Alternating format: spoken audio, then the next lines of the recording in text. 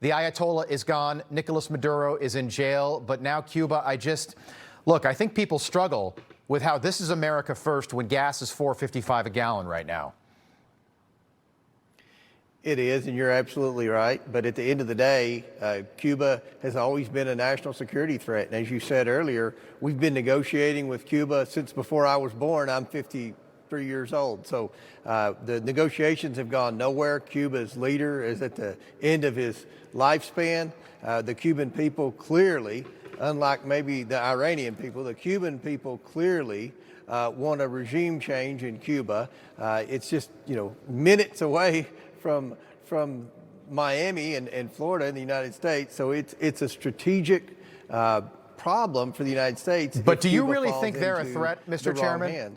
Do you really think that Cuba's a threat? Well, if some country went in and loaded Cuba with the same drones that Iran had when we first started bombing Iran, then yes, I think it could be a threat. I don't think that's there. I know John Radcliffe has been on the ground. The CIA's on the ground as we speak, talking to the Cuban officials. I really don't think, Rob, it'll get to any type of military action, but the president's threatening that. He's increased sanctions on Cuba. I don't know how many more sanctions the Cubans can take, especially after what happened in Venezuela.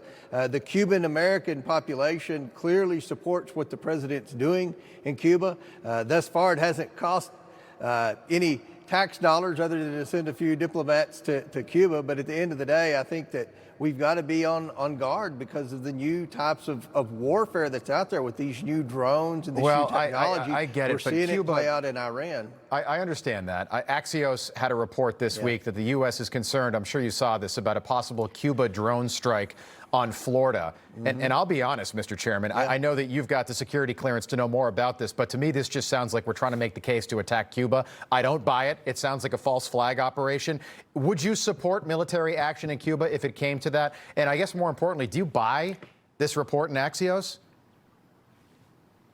Well, I know that I've been one of the biggest critics of our intelligence community over the past 10 years. They're usually wrong. They usually do everything they can to get us to the point of warfare because that's what they like to do, apparently. But at the end of the day, I don't think anybody right now supports an invasion of Cuba or anything else. We're hoping that this can turn diplomatically. Again, with the age of Castro and with the economic conditions, the worst they've ever been in Cuba, I think now's a prime time for a strong president to go in and try to change that country and hopefully get it done. He's made some great progress in other countries like Venezuela in his administration dating back to the first term. He has credibility on the international stage. So I'm hoping for the best, but I don't want to see boots on the ground. I don't want to see missiles fired. I don't want to see any of that, but hopefully we can do it diplomatically. All right, let me just play you Mr. Let's Go to War, the new White House spokesman that we've heard from so many times over the last several months, Lindsey Graham.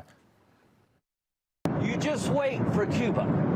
Cuba is a communist dictatorship that's killed priests and nuns.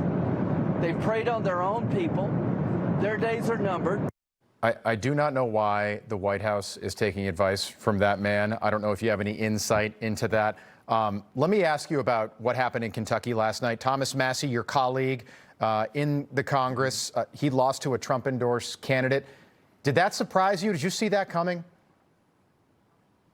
I did see it coming. I was up in northeastern Kentucky a few weeks ago and met with local elected officials in 3 of the counties in Thomas's district, and they expressed dissatisfaction with the fact that Massie seemed like he was objecting the president on everything. I think it's okay, Rob, to disagree with the president on things. Obviously, I think you and I could have a lot of disagreements with the president, especially on some type of foreign affairs and maybe with some of the things that are happening in Iran. But at the end of the day, I sincerely want the president to be successful, and I'm going to do everything in my ability to see that he's successful. That's what the people of Kentucky want. The president won Kentucky by over 20 points.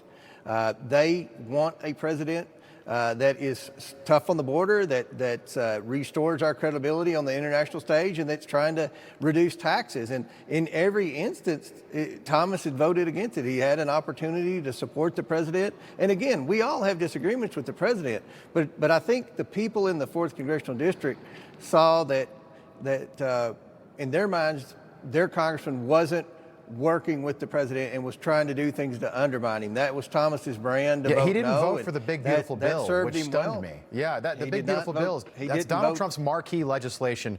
You finally got a president of your own party after 4 years of Joe Biden, and you vote no on that. By the way, most expensive congressional race, more than $30 million in U.S. history. Kentucky's 4th congressional district. Pretty remarkable. Mr. Chairman, we'll pick this up soon. Thanks for being here. Appreciate it. Thanks for having me.